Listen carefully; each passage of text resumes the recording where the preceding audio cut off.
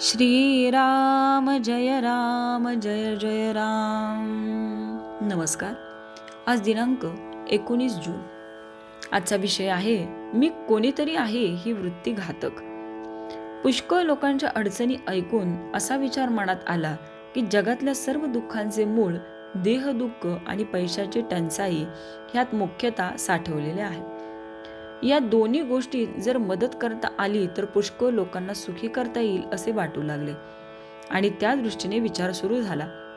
पैशाचा विचार करता असे दिसले की आपण लंगोटी घातलेली, जवळ पैसा नाही आणि त्याचा लोभही नाही।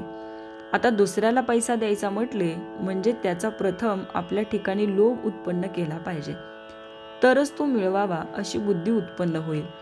नंतर पैसे मिळवणे आणि त्याच्यानंतर तो गरजवंताला देणे, पण हे करणे वाटते तितके सोपे नाही, कारण दुसऱ्याला देण्याकरता पैसा मिळवावा म्हणून जो लोभ प्रथम आपल्या ठिकाणी उत्पन्न केला तोच पैसा सोडताना आपल्या आडी येईल आणि दुसऱ्याला पैसा देण्याची बुद्धी मारेल।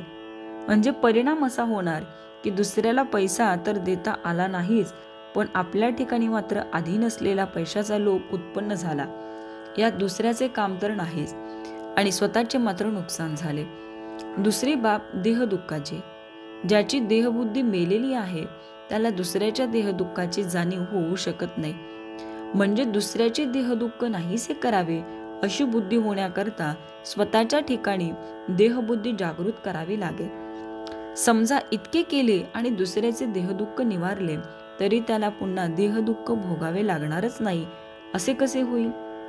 आज झालेली पोटदुखी बंद केली तरी कालांतराने त्याला ताप किंवा इतर आजार येणारच नाही असे कसे होऊ शकेल? म्हणजे देहदुःख कायमचे टाळता येत नाही आणि पैसाही देता येत नाही। अशाने जगाला सुखी तर करता येत नाहीच, पण आपल्या स्वतःच्या ठिकाणी मात्र नसते दोष उत्पन्न केल्यामुळे स्वतःची अवनीती केल्यासारखे होऊन नुकसान मात्र पदरात पडते। म्हणून रामाची प्रार्थना केली की असल्या गोष्टी करण्याची शक्ती आणि बुद्धी मला देऊ नकोस।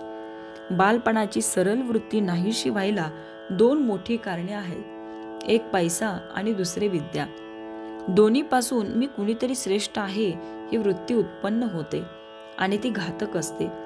मी कुणीतरी आहे असे वाटण्यापेक्षा मी कुणाचा तरी आहे असे वाटणे हिताचे आहे। जगातले अत्याचार, अनिती, अधर्म, असमाधान या सर्वांचे कारण हेच की मनुष्य जास्त लोभी झाला आहे।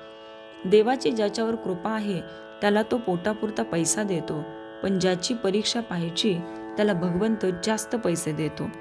तात्पर्य, आपल्याला हव्या त्या गोष्टी देण्यामध्ये भगवंताची खरी कृपा नसून असेल त्या परिस्थितीमध्ये आपले समाधान टिकणे ही त्याची कृपा होय। श्रीराम जय राम जय जय राम।